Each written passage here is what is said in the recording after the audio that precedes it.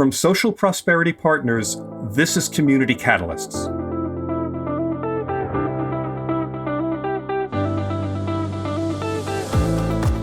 Welcome to Community Catalysts, the podcast that examines the qualities of community leadership and the many paths and forms it can take. I'm Matt Lehrman. In February 2015, the Ohio State Auditor declared a state of fiscal emergency in Maple Heights, a Cleveland suburb grappling with decades of economic decline.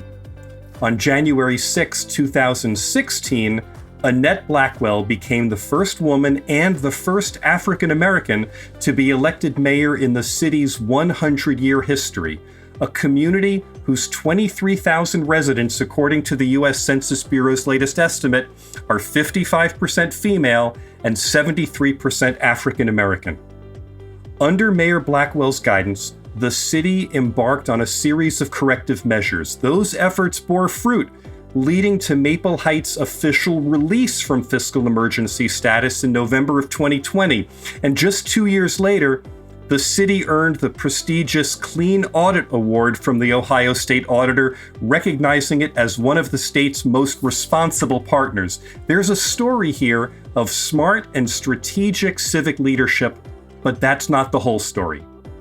Throughout her tenure, Mayor Blackwell has endured a barrage of sexist and racist attacks. Some reflect the same fears and prejudices that fueled white flight from Maple Heights starting in the 1960s and 70s when the Supreme Court banned racial discrimination in housing, and some originate from within the Black community itself. So this is also a story of inheriting and bearing the brunt of a legacy of racism, anger, and confronting its devastating effects on a community. Mayor Blackwell has very generously accepted our invitation to open up about her journey to leadership so that we might all learn from her experience. Mayor Blackwell, thank you so much for joining us. Welcome. Thank you. Thank you for having me. I'm so glad to talk to you. Mayor, I want to start with a really easy question. I just want to start with, what do you love about your community? And if you were going to give us a tour to help us see what's wonderful about Maple Heights, where are the places that you'd take us? Oh, sure. Maple Heights is known for its trees. A lot of maple trees in front of almost every house. I would take you to the 5 city parks that we have, which have tons of trees. Of the tree canopy grants we've got, there's even more trees. Just really urban, but country feel. A lot of open space, a lot of green space. Our parks are beautiful. Sounds great. So I want to take you back to 2015, when you decided to run for office. I want to know, how much did you know about how bad the city's financial situation was even before you decided to run? I knew as much as a resident knew. I heard it, reading the paper, you hear it's a fiscal emergency, but you don't really know what that means. You know it's not good. But you don't really know what exactly that means in municipal, because, you're a layperson, so you're not aware of what that means. But the auditor, the auditor of the state's making this decision. You've got some fiscal challenges. But I didn't know exactly what it meant to the local government here, what it meant to the residents and the stakeholders, our business owners. I really didn't know it in that sense, just from a distance. But you knew it was a mess. I didn't know it was a mess. I thought it was a challenge. I found out that it was a mess. It was more than a challenge. And it had been layers of missed opportunities and maybe not the most focused or visionary management. And there was infighting, and it was how much the racial demographic change had played in it. So I didn't know it in that sense. I thought it was challenging, but it was bad. So obviously you thought you were up for the challenge, but if you had known how gigantic and complicated a mess it was going to be, would that have made you think differently about running for office in the first place? I probably would not have run. I worked at an international accounting tax firm and was doing very, very well. I traveled. It's a prominent tax firm. I got double-digit raises. I got busy season bonuses. It was the best of corporate America, and I was doing very well. Had I known in the detail that I know now, this looked pretty from the outside, right? It looked, okay, Yeah. mayor, this is going to be great. It's going to be even the next step up of this career that I'm having. It's pretty successful. And it's just another layer. I would not have had I known. I would not have given all of that up. I don't think people realize public officials don't make the same amount of money as the private sector. So I took a pay cut to do more. But that's public service, and I don't think I understood that as well as I should have. So I made a decision based on emotion, and I was going to be this champion and change it and make everything better. And it was going to be pretty easy because I was prepared. I had the heart for it, and I knew enough. I had gotten my start being the chairperson of the school levy because I came from a property tax background, and I had a lot of fun knocking on doors. At one for our children, we got the school levy passed, and they said, "Well, you should probably run for another higher office." And so I thought it'll be more of the euphoria, right? We'll knock on doors, people will be excited, we're going to get it done, and we'll see these 5 brand new schools go up. It's going to be fantastic. But I get to do it at a whole nother level for the whole city. And so I did it kind of with dreamy eyes and just really not understanding what was going to raise my hand to and swear an oath of office that I would do for 4 years. So, one of the things in this podcast I'm always looking for is, what are the lessons we can learn from other people's experiences? Is there a lesson here about be careful what you ask for, or, maybe do a deeper dive on the finances before you dive into it completely? Don't get drunk on the power. Don't get influenced by the perception of power and the perception of success. Dig deeper to find out what it's going to take to achieve that level of success. But more importantly, what's the staying power? Because in this position, it's a temporary position. I can say to my firm until I decide to retire. This is a 4-year term. Every 4 years, I have to run for reelection. This is a temporary job. And so really weigh, do you have the heart? Do you have the stamina? Do you have the support? Do you have the will to every 4 years fight for your job? And you got to fight like crazy because I just won my 3rd term in November.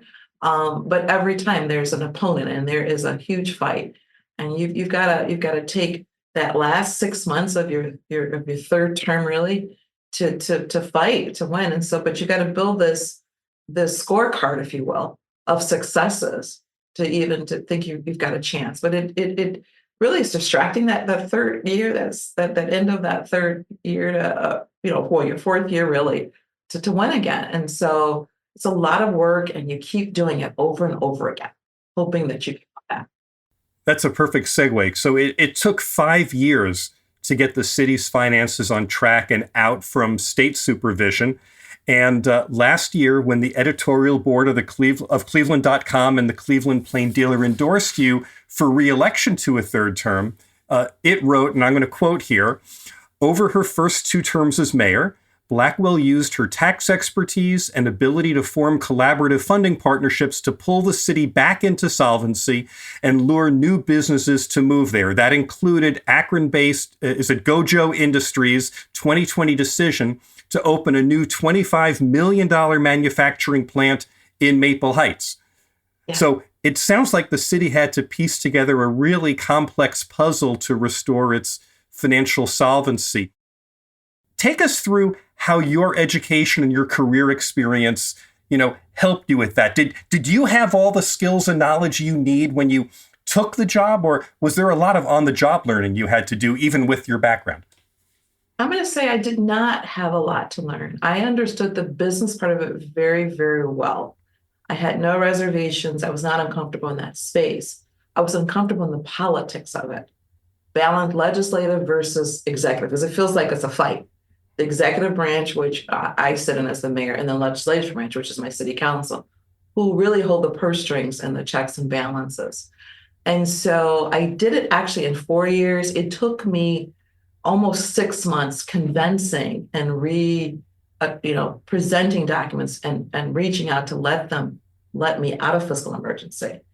The auditor had hesitation because we were going into COVID, that this would be a temporary success, that we would truly go back into fiscal emergency. I fought to get us. It took me another 6 months, but we really got it in 19. I did it really entirely in my first year. I just want to take that point of privilege, because it was administrative, and it was concerned. And there was really a disbelief, Matt. There's no way. And so they kept looking, maybe the projections are off. But I had the business skills. It's really fund accounting. So there's an account, or you call it cost center, depending on where you are, for service. There's a line item for tires and the salt. I understood that very well. And what I found over the years is the executive really didn't look at those things. The prior executives, they really leave that to the review and the expertise of the finance department. And I wasn't trying to be a micromanager, but I needed to understand how we got there. And so in this seat, I understood the need for me to understand the numbers, to make some observations and recommendations to change things. And one of the things I think will lend to this conversation for some clarity, when I looked at the law department's budget, we had a law director, 6 figures. We outsourced our collective bargaining to an outside firm. That's almost another 6 figures. We had assistant law director. We had a legal secretary. There was a lot going on. It was probably over $500,000 department. I want to understand why, of the small municipality. We're not huge. And so I saw some layers of that we could cut back. I did the same thing for every single department. What were we doing right? What looked out of line? And I did that consistently for 6 months. I get my monthly financial report. I go through it. I started to ask questions from our finance director who could answer some, or some of the answers, sometimes we've always done it that way. And I knew when I heard we've always done it that way, it's a chance for a review and discussion and evaluation of best practices. Does this make sense? And in many cases, it did not. Because we'd always done it that way, it was costing us a ton of money. Where are the opportunities for collaboration? Are we using state pricing for vehicles? Everything was broken. We had nothing that worked. But how do we get around that? I began to reach out to other mayors. Other mayors reached out to me to find out where those success stories were and where things are working. How do you do this? I became a student. It's important to become a student. Now, it's already done, and I don't have to. I went to my professor, how do you do this? And we sit in the middle of some very affluent neighborhoods, and they were happy to tell me. They were champions for Maple Heights. They wanted us to succeed. They knew the challenges, and people cared. This was a community that people cared. Historically, had been Italians living in Polish. They had history here. We're known for the dynasty of wrestlers here. They knew they'd been here to wrestle. And so they were happy to help me. And I began to take my transferable skills, the knowledge, and I went to 5 or 6 cities of mayors that I picked out, and some mayors that called me, and that finance report. And I was able to really see where we could begin to make some impact and reducing some numbers. I want to make sure that I'm understanding correctly. You make a distinction, and it's one I hear a lot from other elected officials, this distinction between governance and politics. And so as I'm hearing you say this, the governance part of this you were very comfortable with, the analytical, fact-based analysis, hard decisions, bottom line choices. You came in with a really good skill set for that. Is that what I'm hearing? You're hearing that correctly. So tell me about, when was one of those times where the governance side was really clear to you, but the politics of how do you move that forward became difficult? What was that tension like? The tension was I had become this woman that had begun to have some small wins, okay? Small wins, some of them reported, some of them not reported. And that created a feeling among the legislative body that I was getting too much attention. I was getting the credit and they weren't getting the credit. That people need to examine my success. Is it real? Is it true? And so they began to, for a silly word, nitpick, but I won't use that. They began to review carefully my strategies. They began to question my staff to see, is there really a secret to the sauce that she's made? Is this really real? And so we had 2 or 3 council persons that were going to question everything I did and question the methodology and question the outcome. And it became this battle of wills. Became not that I was able to defend confidently because I'd been honest and transparent about the success and what we were doing, but it wasn't enough. They wanted to be a part of that process so that everybody could get credit. And I wasn't keeping credit from anyone. It's just sometimes if a reporter calls and I'm the one giving the interview, that credit is to me, and that became a problem. And to slow that momentum, to have a question mark behind the success, it happened kind of quickly for me because this is a big. I'm an outsider. I was an outsider, and this will drive home. I think be the best way to answer your question. Many people believe to become mayor, you spend so much time and maybe on planning and zoning, on the commissions, right? There's a route. There's a non-announced route to being mayor, but people respect it. And so maybe you're in planning and zoning. And I was on charter review, or you're in the charter review commission, or you serve in the civil service commission. There's all those volunteerism. And then you win your seat as council person, and you spend 1 or 2 terms as council. Then you become council president, and then you become mayor. That's not the way I became mayor. So I was this outsider. And there was a lady that had run when I ran the first time. I ran against 4 other hopefuls that had been on council for, I don't know, 9, 8 years. It was 2 terms it was 2 years at the time, so maybe 10 years. She had run unsuccessfully for mayor. Now the mayor, who had been council president and then became for council president for 12 years and became mayor, and when this 8th year got sick, he died in my first year, wasn't going to run. This was her chance. But he and I had established a relationship based on the volunteer work I'd done. I taught a parent skill building class at the schools. I'd been the chairperson for the levy, creating a reputation I didn't know I was doing, just volunteering and being active in my community. This was her chance. And then I get in the race and I win my first time. That put a target on my back. And I became the outsider. It shouldn't have been my seat. I jumped over other people. I didn't pay my dues. So that was already there. And then I come in and I have the success. And so the target gets bigger and it's time to take me out. And that has been a part of this now going on my 3rd term journey. The take you out was from members of the council? Yes. I didn't pay my dues. I'm the outsider. I have 2 questions I want to ask about this. The first is, if you were sending a message to yourself back in time, back to, when you decided to run or when you actually won the election, is there some lesson that you would send back in time that would help you navigate what ensued any differently? I would have tried to reach out to the council that was sitting before, that was already sitting there, and seeing if there was an ally or a relationship I could have built upon and announced my candidacy and what I was hoping to do better. The other issue was that this was a white mayor and I was a Black person. He was choosing to replace him. He was very intentional.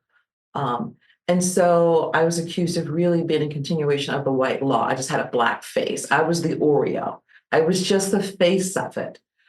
His policy would continue because he was this white mayor choosing publicly, grooming, supporting, promoting this Black woman. And so I could truly be for Blacks. And so I would have tried to introduce myself beyond him so people could know who I was. And I didn't do that. So the companion piece of that is coming into a situation like you did with this great skill set on the governance side of it. Right. In retrospect, I guess, could the council have been more involved and more integrated into the process so that there was enough credit to share with everyone? Absolutely. And I tried. I don't want to leave the impression I didn't try. They had made up their mind about me because of who endorsed me. And so the target was on my back. She was handpicked by them. It's kind of like the teacher's pet. I was in the teacher's pet, the teacher's chosen one. I could do no wrong. So when I tried to include, I used to send out emails explaining what I was going to do. I did a monthly newsletter saying, this is what we're going to pursue. This is the companies we're pursuing. This is where we are in finance. I would send resumes of individuals I was trying to hire.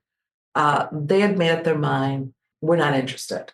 And so it just became council meetings. I would prepare a full report like I was giving a mini Save the Stress because that's how I was trained.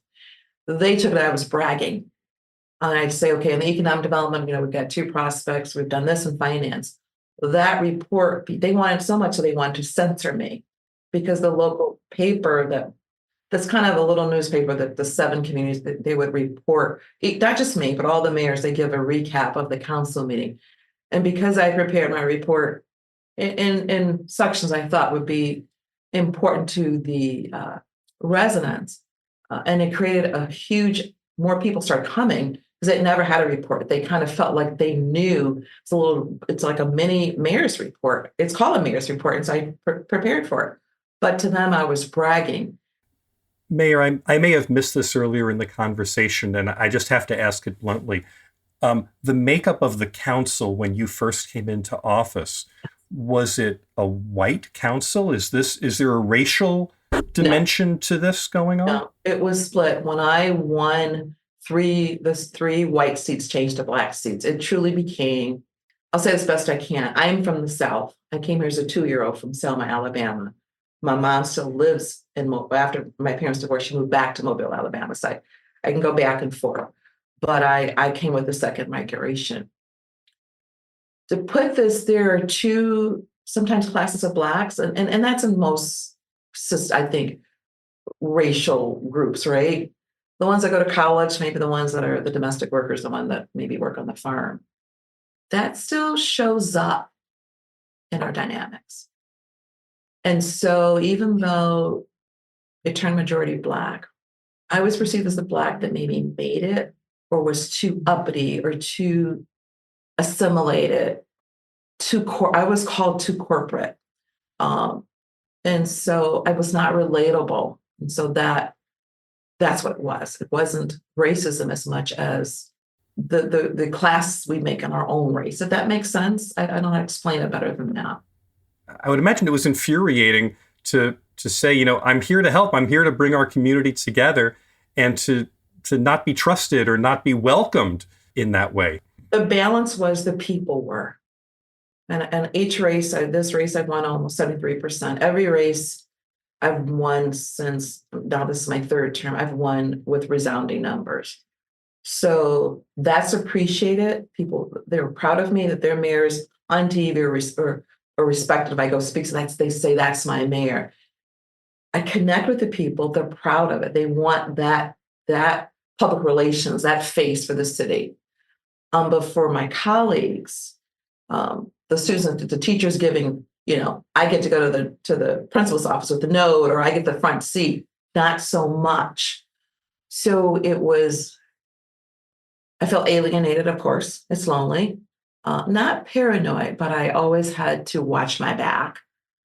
What's the game plan to discredit me, right? And so sometimes it gets very counterproductive when you're trying to lead and govern a city that way. All right, I'm going to move our conversation forward. I have a little bit of history, so I'm just going to go through this a little bit. The history of Maple Heights has so much of the American story packed inside of it. 400 years ago, the Cuyahoga Valley was inhabited by the Erie people, who were nearly wiped out by their Iroquois cousins as part of the colonial wars between the French and the British. White settlers started trickling in after the American Revolution, and in the early 1900s, Maple Heights became home to a growing population of immigrants from Eastern Europe, including Slovenians and Lithuanians. After World War II, with a nationwide population boom and millions of African Americans moving from the rural South to the urban North, federal redlining laws ensured that Maple Heights remained a white suburb until a 1968 Supreme Court case banned racial discrimination in housing. Since its peak in 1970, the city's population has declined by 1/3, due largely to white flight, all of which brings me finally to a topic I know, Mayor, you wanted to talk about today, which in a word is racism. And you have, a lot of it's been directed at you. And so I'm just kind of curious, is it directed only at you? Is it directed at the entire council? Where walk us through the history of how you encountered racism once you got elected to office. Well, I would say, obviously they voted for me, right? Because they're the most engaged voters, the white people in Maple Heights. where I'm not perceived in some cases as Black enough or the chosen one for people that look like me, for whites, and that's working at a firm where I'm the only Black. I've been the only Black, working for one of the chief of staffs of the hospital, only Black on Mahogany Road. I've been in that only Black thing. I went to an all-girls Catholic high school. Maybe there's 20 Blacks. So I've been in this space a lot. I am a safe Black for them, right? I look mainstream. I live mainstream. I sound mainstream. And so they're comfortable. They knew that the government was going to change. It's probably going to be a Black person be the next mayor. For them, they could relate to me.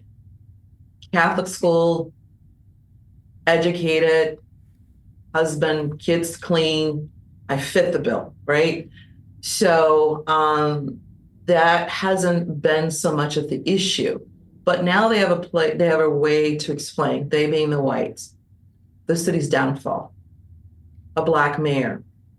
No matter how cleaned up he or she is, there's got to be some Black traits, ghetto, parking on the grass, not taking the trash can back, barbecuing in the front yard, crime, single female head households, which are about a third in Maple Heights. And so they can say, well, it all changed with a Black mayor. Even though it didn't make sense with the way they voted for me, but when it was a time to assign what happened to their beautiful, beloved city, and it truly is a beautiful city. Let me make sure I understand. You're saying that the city didn't change overnight when you got elected mayor, but something in the perception of certain white voters changed radically at that moment. Yes, it did. It did. They had a place to put it. They had a reason for what happened to their beloved city. You became the focal point for their dismay, their broken heart, their belovedness has gone away. What's happened? Well, we've got Black leadership. Even though it's the same city that it had been for the last 10 or 20 or 30 years. It had been. They could pin it on you. They could pin it on me. It made sense because what happened to our city? Well, we know what happened to their city, but they're those that are deniers, doubters. No, it's the Blacks that moved in, but it's even more of a problem because not only have these Blacks moved in, we have a Black leader too. I'm acceptable in terms of the management, the CEO, the presentation, but then I'm also the scapegoat when it goes wrong. Is it like being stuck between a rock and a hard place? Absolutely. You've got a white community who's putting this blame and responsibility on you, and you've got a council who's not embracing you either. That's true. So I just have to cut right to the heart. So what is a lesson that we learn from this? What do we take from this for how do you manage to persevere at this and win re-election and keep not just get through it, but to rescue the solvency of the city in the process? I am very faithful. I'm a very faithful woman. I come from the deep South. I've seen horror, right? I came as a 2-year-old, but I remember a lot. And my grandmother was the cook. She was the cook for the white family because my family didn't leave that plantation. They had nowhere to go. They became sharecroppers. You go enslavement to sharecroppers. And so I know that life very well. I saw it up close and personal. When we didn't go to camp, when school ended, we went back to the South because we had to help out on the farm. I didn't do well at picking cotton, but my family did. My job was to bring the water, pump the water, bring the water. And I'd hear these stories that are still a part of my history. The way they got through it was their faith. They sang Negro spirituals and went to church all the time. We were always in church. My grandmother was this devoted deacon. I have several uncles that were country preachers, if you will. But church and faith was a big part of it. No matter what's in front of you, God will get you through. We were, in most Black homes in Alabama. There's 3 pictures, right? There's Martin Luther King, there's Jesus, and there's John F. Kennedy. Almost every house has that picture. Martin Luther King Jr., of course, looked like us, and he was this man of faith and strength and tolerance, and he sacrificed his life. Jesus sacrificed his life. JFK sacrificed his life. He was killed because supposedly, he cared about what's within the N word too much. He was a proponent, he was a champion, he believed in civil rights and all of that. And so I grew up with this mindset that we're all born with a skill or a talent and a purpose. So in short, this is my ministry. This is my assignment. And so I always tell God I'm going to quit. And then I'm reminded of the huge sacrifice that he made for us. And I stick with it. This is what I'm supposed to do. From Maple Heights to Washington, D.C., and all across the country, these are times of incredible stress and division. You've faced so much personally, and you've been through so much in your community. What gives you hope for the future? I really believe being around marginalized people all of my life. I'm familiar with the Native American community because in Alabama, there's a couple reservations not far away, and people that I know that are Native Americans. I've worked in the accounting firm with Asian people, and I know our history with Asians and I worked with a gentleman from South Korea and knowing what's happening in North Korea. I've just been around disparity and hopelessness always. It would be difficult to live a life believing that things aren't possible. I just believe in possibilities. I hold on to hope. I just live my life with believing in the possibilities and going after them, and being a part of trying to achieve those, turn those into realities. And I've grown up with hope, being born to a 16-year-old mom from Alabama to where I'm at now. It's come with a lot of hope. I just keep believing and hoping. And many, many times for me, it turned into reality for me. Mayor Annette Blackwell of the city of Maple Heights, Ohio, I am so grateful to you for this conversation. Thank you for sharing so deeply Absolutely. About your journey to leadership. Thank you. Thank you for having me. Again, my thanks to Mayor Annette Blackwell of the city of Maple Heights, Ohio. This episode was produced by Kerry Lengel and edited by Nick Living the Dream Tantillo. Jenna Maisel is our production assistant. Our executive producer is John Little. I'm Matt Lehrman of Social Prosperity Partners. If you have a question, comment, or story to share, reach me at 602-688-2724 or Matt, that's M-A-T-T, at socialprosperity.us. I'd love to hear from you. Remember, leadership isn't the destination, it's the journey. Take care and stay courageous.